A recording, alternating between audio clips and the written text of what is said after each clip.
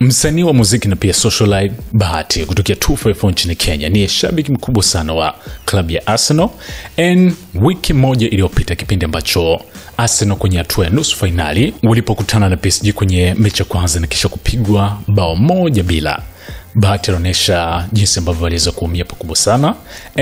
Siku moja sasa kabla ya marudiano, siku ya Jumatano wiki, Arsenal walipokutana na PSG wakiwa nyumbani, Bahati kabla mchezo husika aliweka wazi kuwa ikiwa PSG wataondosha Arsenal kwenye hatua ya nusu finali na kwenda finali, basi atanyoa rasta zake ambazo zina takriban miaka 10 tangu azifuge. Na hiyo ni kama sehemu ya kiapo ambacho alikuwa amempatia Dana Marua, kwa sababu alikuwa anamhakikishia kuwa Arsenal piga uwa ni lazima watashinda katika mchezo na kufuzu kucheza finali ya UEFA huko Ujerumani ambako zitafanyika. Sasa mambo yakawa tofauti.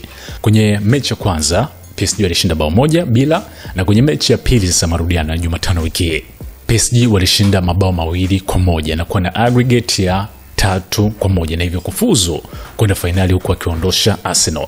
Sasa Bahati kupitia kwenye ukurasa wa Instagram aliamua kuonesha ahadi ambayo aliwaahidi mashabiki na hata mkewe Dana Marua kwamba Arsenal akiondoshwa atanyoa rasta zake. Hizi ni picha mbili ambazo amezishia kwenye ukurasa wa Instagram. Hii ni moja ambayo alishare siku ya jana na hii nyingine ni ya leo.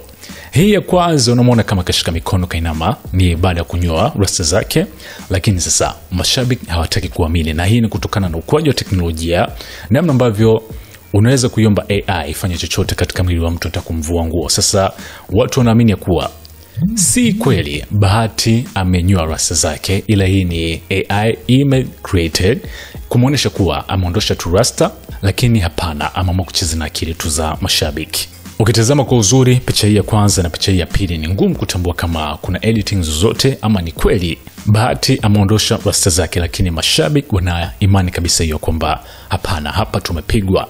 Wengine wanasema hiki sio kichwa cha Bahati ambaye unamfahamu. Wewe kwa kuzitazama picha hizi unaamini hilo?